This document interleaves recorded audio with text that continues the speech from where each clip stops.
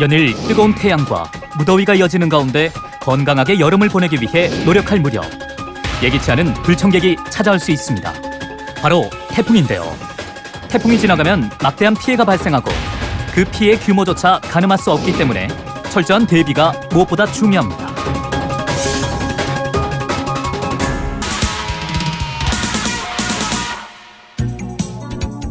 먼저 태풍 경보가 발생하면 가급적 외출을 자제하고 TV나 라디오, 인터넷, 스마트폰 등을 통해 기상예보 및 태풍 상황을 주시합니다. 스마트폰에 재난 관련 어플리케이션을 사전에 설치해두면 편리한데요.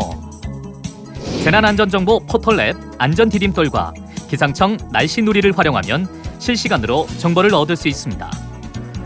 또한 강풍에 유리창이 깨질 위험을 막기 위해서는 유리창과 창틀 사이에 빈 공간이 없도록 테이프로 틈새를 잘 메워주는 것이 효과적입니다.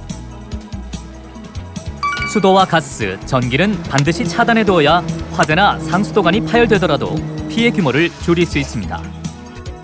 그리고 혹시나 모를 가능성을 대비해 응급약품과 손전등, 식수, 비상식량 등을 미리 구비해 놓는 것이 좋으며 가족과 떨어져 있을 상황에 대비해 미리 가족 간의 연락 방법을 공유하고 비상시에 대피할 장소를 확인해 둡니다.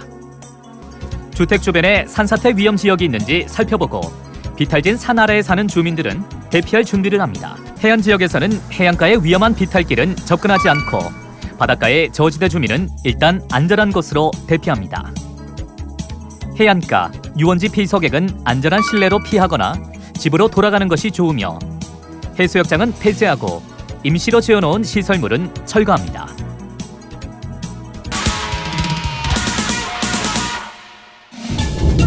본격적으로 태풍 영향권에 들어가 강풍이 불고 폭우가 쏟아진다면 외출을 자제하고 집 밖에 있을 시엔 가까운 관공서나 실내 등 안전한 장소로 들어가 피하는 것이 좋습니다. 상습적인 침수 지역과 넘어지기 쉬운 나무나 간판, 공사장 주변은 가지 않아야 합니다. 또한 침수된 도로나 다리를 함부로 건너다가는 순식간에 불어난 물에 휩쓸릴 수 있기 때문에 절대 건너지 않습니다. 또한 감전 위험이 있는 고압전선 근처에 가지 않으며 송전 철탑이 넘어졌거나 누전을 발견하면 시군구청 또는 한전에 즉시 연락해야 합니다. 계곡이나 하천에서 야영을 하다 물이 불어 나갈 길이 막힐 경우엔 물을 건너려 하지 말고 서둘러 높은 곳으로 피신한 뒤 구조 요청을 해야 합니다. 해안 지역에서는 풍랑으로 인해 해일이 발생할 수도 있기 때문에 해안가에 접근하는 것을 자제하고 해안 도로에서의 운전을 피해야 합니다.